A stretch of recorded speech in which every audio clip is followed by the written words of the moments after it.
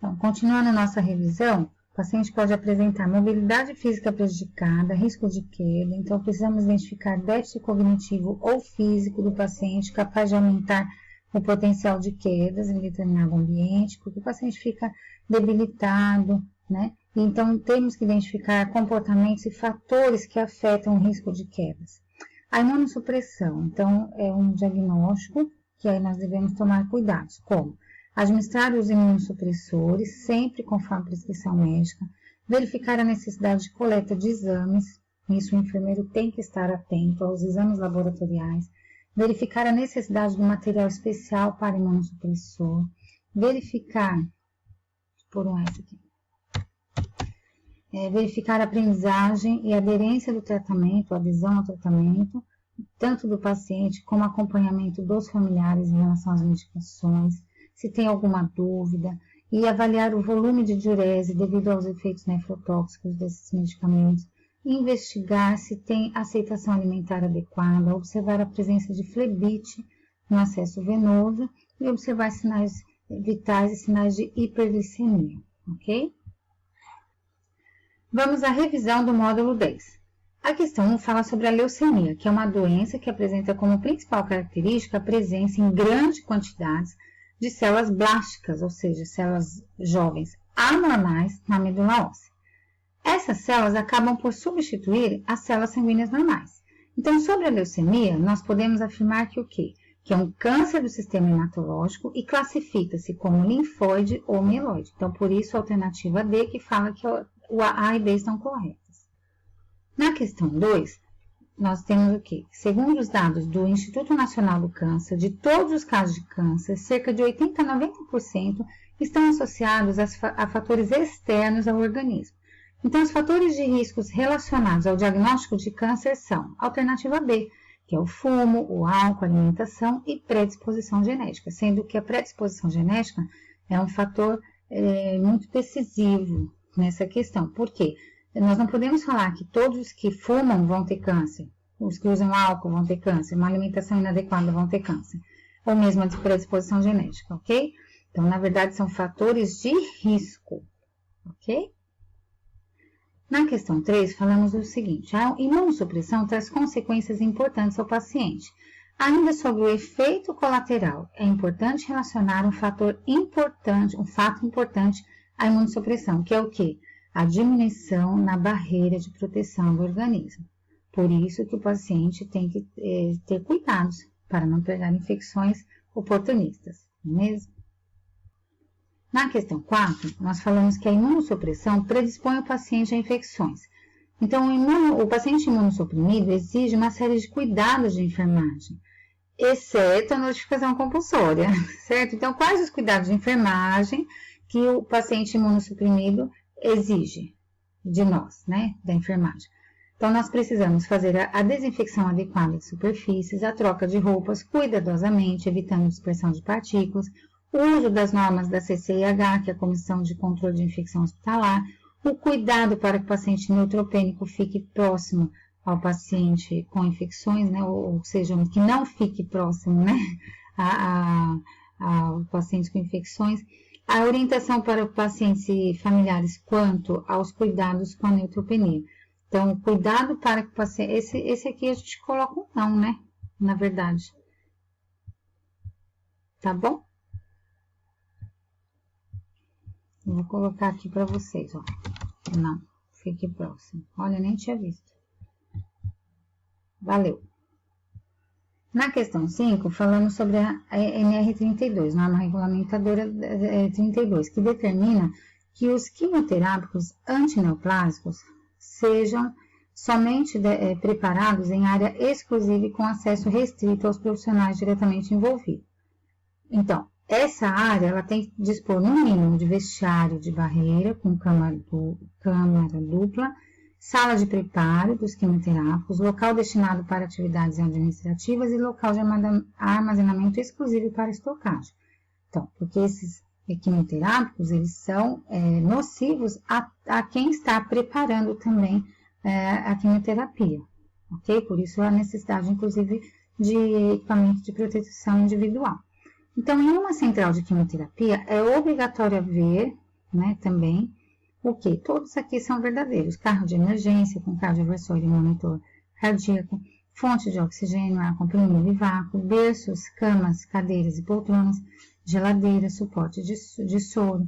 Então, toda essa estrutura, né, tanto de barreira para os profissionais quanto uma estrutura de segurança para o paciente, deve ter no ambiente onde é preparado, onde é feito a área exclusiva, né, para os quimioterápicos, para o manuseio de quimioterápicos, tá bom?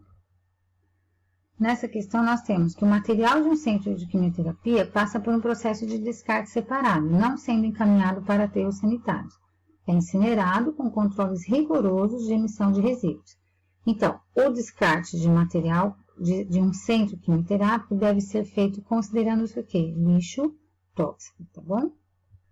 Olha só, o transplante de medula óssea pode ser indicado nos casos de anemia aplástica grave, mielodisplasias, leucemia mieloide aguda, leucemia mieloide crônica, leucemia linfóide aguda, mieloma múltiplo e linfomas. Então, existem mais de 2 tipos de transplante de medula óssea. E o transplante de medula óssea ela pode ser alogênico, autólogo ou singênico, que no caso são irmãos gêmeos, ok? Então, todas as alternativas estão corretas. Bom, a NR32 determina em relação a acidentes com quimioterápicos o seguinte: acidente ambiental, que é uma contaminação do ambiente devido à saída do medicamento do invase no qual esteja acondicionado, seja por derramamento ou por aerodispersões, ou dispersóides sólidos ou líquidos. Então, é um acidente ambiental. No caso, pode ser classificado também como um acidente pessoal, que é uma contaminação gerada por contato ou inalação de medicamentos da quimioterapia, né, da terapia quimioterápica antineoplásica, em qualquer das etapas do processo. Então, as normas e os procedimentos a serem adotados, aqui, em caso de ocorrência de acidentes ambientais ou pessoais, deve constar no manual disponível de fácil acesso aos trabalhadores e a fiscalização do trabalho. Nas áreas de preparação, armazenamento e administração para o transporte dessa quimioterapia, deve ser mantido o quê? Um kit de derramamento identificado disponível, que deve conter no mínimo os EPIs, né? Equipamento de proteção individual, luva de procedimento, avental impermeável, compressas absorventes, proteção respiratória, proteção ocular, sabão, recipiente identificado para recolhimento de resíduos e descrição do procedimento.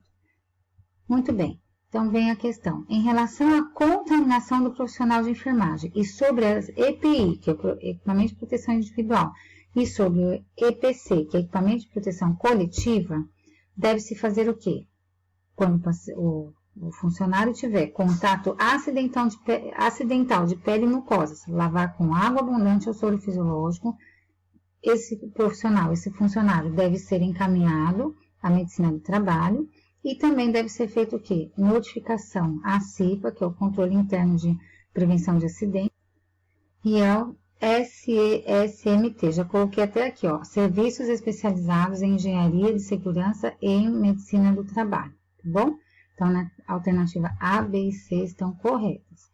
Este cuidado todo, pessoal, com o funcionário que se acidenta, é responsabilidade do enfermeiro de plantão, tá bom? Então, nunca negligenciar ou omitir o cuidado com o funcionário, isso é muito grave, tá bom? Se deixar para lá, não é nada, né? Não, é um indicador de qualidade de assistência, de recursos humanos, que deve ser notificado, que deve ser feito todo o cuidado com esse funcionário, tá bom? Muito bem, o paciente que tem catéter para quimioterapia, né? Os catéteres em geral. Então, o risco de infecção nesses catéteres ocorre devido à migração de micro-organismos, presentes aonde? Tanto na pele do paciente, em soluções de medicamentos contaminados e na mão dos profissionais do setor. Só não no catéter implantado, porque o catéter é um dispositivo estéril, certo? Então, é no manuseio dele inadequado que pode existir micro-organismo. Então, a pele do paciente deve ter uma asepsia correta. As soluções e medicamentos não podem estar contaminados. E a mão dos profissionais do setor que devem lavar muito bem, fazer a técnica adequada da lavagem das mãos, não é mesmo? Então, a alternativa F, né? A, C e D estão corretas. Muito bem, as células cancerosas apresentam as seguintes características: multiplicação de maneira descontrolada, capacidade de desprender-se do tecido original e migrar para outros tecidos, como são células menos especializadas que as dos tecidos, quando ocorre substituição da célula normal pela cancerosa, e o órgão, o tecido, perde sua função. Então, o que nós precisamos entender? Que os fatores que são comprovados sabidamente aumentam a probabilidade de metástase, apenas esse aqui, ó, elementos que reduzem a aderência da célula, certo? E aí ela acaba se desprendendo, né, do tecido original e migrando para outros tecidos, por isso a metástase. Enquanto ela não tivesse a capacidade de desprender-se, ela não vai ter metástase. Apenas quando essa aderência é diminuída, aí ela se espalha, tá bom? Por isso que a única verdadeira aqui é esse aqui, elementos que reduzem a aderência da célula. Porque metástase o que é? Quando uma célula cancerígena sai do seu tecido original e vai para outros tecidos, tá bom? Vamos para a revisão do módulo 11, que é, no caso, o sistema renal. Assinale verdadeiro ou falso. Pielonefrite é uma inflamação que ocorre nos rins e em seus ductos que carregam urina. Existem vários fatores de risco associados à pielonefrite. Então, quais são? Dor no flanco, febre e nictúria, certo? Confusão mental, não. Então, alternativa A. 2. A urina é o produto final da filtração renal e é de coloração clara, translúcida, com odor sugênese, odor característico. Para observar a presença de bactérias na urina, é coletada uma amostra para o exame. Na mulher, os cuidados de enfermagem são menos coletar exame mesmo com leucorreia. Aí não dá, né? Tem que tratar primeiro essa leucorreia. Então, o correto é fazer ou orientar a higiene íntima da mulher, orientar coleta de jato médio e coletar a primeira urina do dia, preferencialmente. A cólica renal, ou dor em cólica intensa que se origina na região lombar e irradiando para a região inguinal, tendo como causa a litíase renal, ou seja, cálculo renal, nós temos o quê? Cuidados de enfermagem, né? Esse paciente com cólica renal. Aliviar e controlar a dor, controlar e observar a diurese e estimular o aumento da ingesta hídrica. Como a pergunta é exceto, então, a alternativa é o quê? Estimular a redução de ingesta hídrica. É o contrário, né? Então, exceto, a errada é a questão que a gente tem que assinalar, tá bom? Essa tá tranquila. Complete a frase. Bexigoma é o termo usado para distensão do globo vesical. Então, alternativa B. 5. A urina é composta de água, sódio, potássio, cloro, bicarbonato e produtos de degradação final do metabolismo. E os mais importantes são estes: ureia, creatinina, ácido úrico e fosfato, menos a glicose. Então, exceto a glicose, tá bom? 6. A retenção urinária é a incapacidade de esvaziar a bexiga urinária. E o tratamento indicado é o cateterismo vesical e os riscos desse procedimento são perfuração da uretra, perfuração da bexiga, entre outros. Como estão esses dois aí, então a alternativa C. São funções da equipe de enfermagem na coleta de clearance de creatinina. Então, coletar toda a urina do período indicado, que é a urina de 24 horas, desprezar a primeira amostra da urina e aí começar a coletar, né?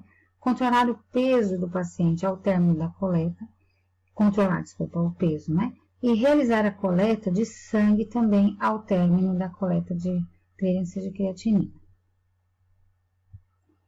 8. A coleta de sangue mostra idosas substâncias que deveriam ser excretadas na urina. No caso de uma investigação diagnóstica, estes elementos no sangue são vários, exceto o sódio, tá bom? Então, no caso, nós vamos ver a ureia, a creatinina, o potássio, e no caso o sódio não deveria ter também na urina, né? No exame de urina, tá bom?